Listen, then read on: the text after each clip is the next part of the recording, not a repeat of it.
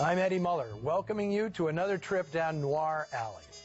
Now, Joan Crawford's incredible career wasn't confined to the film noir era, but few performers, male or female, made so many terrific films that could be considered noir.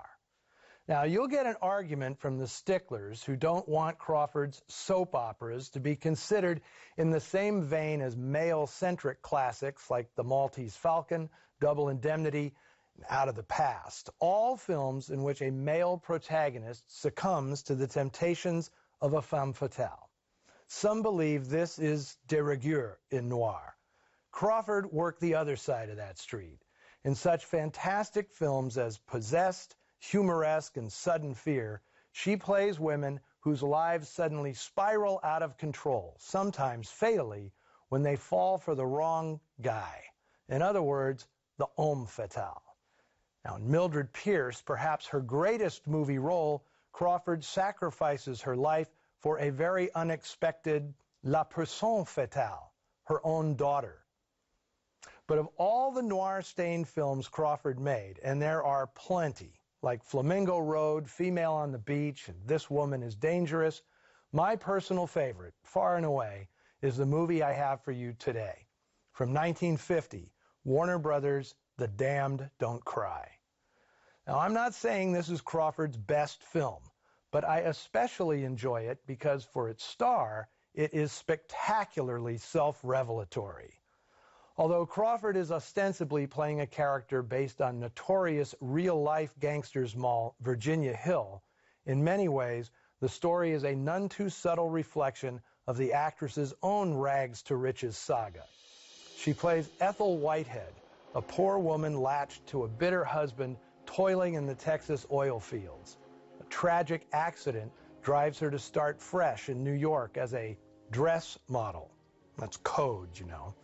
She falls in with a mobster's bookkeeper, and before you can say Lucille Fay LeSueur, Ethel has been transformed into Lorna Hanson Forbes, high society mistress to a notorious gangster, played by Crawford's preferred on-screen paramour, David Bryan. You didn't waste any time, did you? I don't have any time to waste. Gertrude Walker is credited with hatching the idea of a movie based on the exploits of Virginia Hill. Walker had come to Hollywood in the 1930s from Iowa with hopes of becoming an actress, but after a few lean years shrugged off that idea to become a writer of B-movie stories, including the terrific Railroaded from 1947, one of director Anthony Mann's early gems. Now, I can't report that Walker's story was specifically intended for Crawford because she saw similarities between the two women. Walker toiled several rungs below Crawford in the industry's hierarchy. But there's no doubt Warner Brothers producer Jerry Wald saw the parallels. And he's the one who snapped up Walker's idea to craft a vehicle for the actress. Virginia Hill had reached the height of her notoriety in 1947, when her lover, Bugsy Siegel, the man who built Las Vegas, was assassinated in her Beverly Hills home. Subsequent Senate hearings revealed all kinds of juicy stories about Hill's work as a courier and courtesan for the mob. In her rise through its ranks in the 1930s, she commingled with racketeers Joseph Epstein, Joe Adonis, and Frank Costello. She fled the U.S. in 1954 rather than face tax evasion charges and lived the rest of her life in Europe before dying of an overdose of sleeping pills in 1966 at age 49. In another fictional treatment of her life story, Hill was played by Annette Bening in the 1991 film Bugsy. Walker's story was adapted as a screenplay by novelist Jerome Weidman, and this was Weidman's first screenwriting job. The previous year, his novel House of Strangers was made into a terrific film at Fox by Joseph Mankiewicz.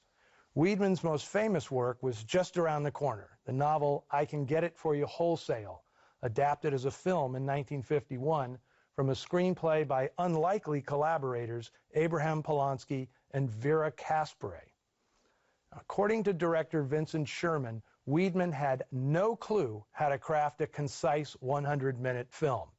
So he and Harold Medford collaborated, with Joan Crawford's approval, on turning Weidman's 300 pages of script into something manageable.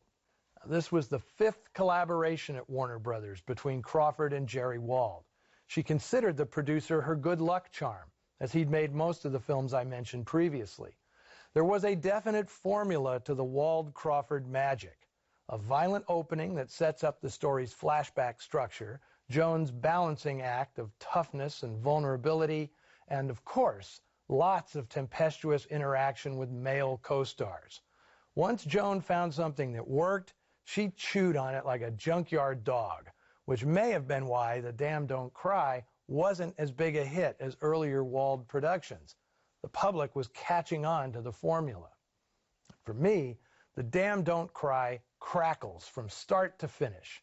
All of Joan's co-stars give terrific performances, but there's an extra tingle in her taking on rising cinema stud Steve Cochran, who plays a sexy racketeer named Nick Prenta, the character clearly modeled on Bugsy Siegel. In your crowd, a polite no is enough. In mine, it isn't. The only kind of a no they understand is from the end of a gun. Now, given the legendary libidos of both actors, I'd bet my bottom dollar there was a dressing room dalliance. And if it happened, it was Crawford's way of making Vincent Sherman jealous, because he was having his own affair with Crawford at the time. They immediately made 2 more pictures together, Harriet Craig and Goodbye, My Fancy. Sherman was a marvel with women's pictures, and his actresses appreciated his affection, attention, and ability. In addition to Crawford, he also had affairs with Bette Davis and Rita Hayworth, all with the knowledge of his liberated and very understanding wife, Hedda.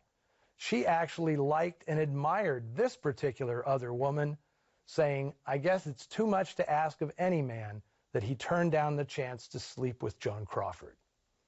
Now, I could care less whether it's film noir, a crime-tinged melodrama, or a soapy and spiteful woman's picture. Here is Joan Crawford, feisty and fierce, which is always a wonder to behold. Is she playing Virginia Hill or herself?